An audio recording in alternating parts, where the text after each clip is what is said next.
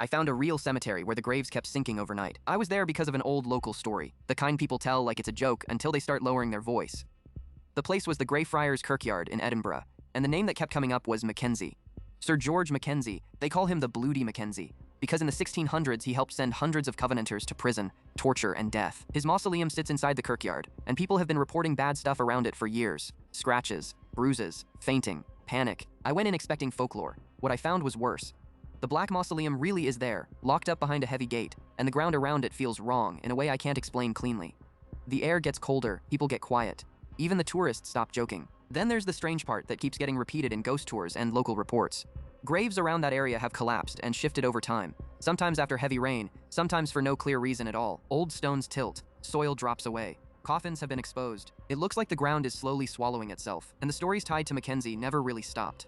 In the late 1990s, a man reportedly broke into the mausoleum, and after that, visitors kept reporting attacks and odd injuries near the site. The cemetery had to start restricting access because the place was becoming a magnet for people who wanted to prove something.